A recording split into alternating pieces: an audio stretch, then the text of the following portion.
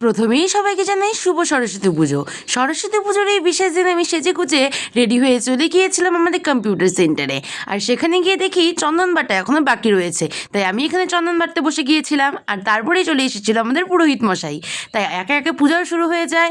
তারপর যজ্ঞ হওয়ার পর আমরা পুজো কমপ্লিট করে একটু প্রসাদ খেয়ে আবার বাড়ির পথে রওনা হই। এবার কি হয়েছে, সোয়েটার নিয়ে বাড়িতে প্রচণ্ড ঝামেলা ঝগড়া করলাম। লাস্টে হচ্ছে সোয়েটার নিয়ে যেতে হবে, সো অনেক কষ্টে এই ব্যাগের মধ্যে কোনো রকমের সোয়েটারটা আটকে ঢুকিয়েছি।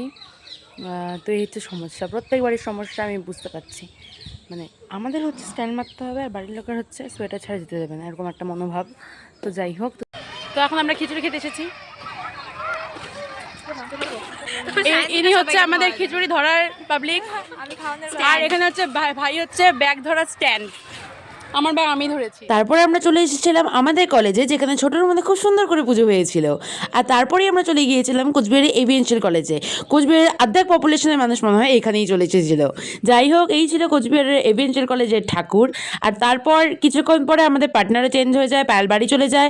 আর এখানে আমাদের কলেজের নিহা, মৌমিতা, সৌম্য, আমরা সবাই মিলে তারপর ঘুরতে থাকি। আমরা তারপর চলে আসি কোচবিহারের মহিলা কলেজে কিন্তু খুব সুন্দরভাবে ডেকোরেশন করে ঠাকুরকে সাজিয়েছিল, আমার তো দুর্দান্ত লেগেছে। আর তারপর আমার বান্ধবীরা আমাকে এখানে টানাটানি করে নাচার জন্য দাঁড় করিয়ে দিয়েছিল। তো এইভাবেই নাচ গান করে আজকে দিনটা কাটলাম। তোমাদের কেমন লাগলো?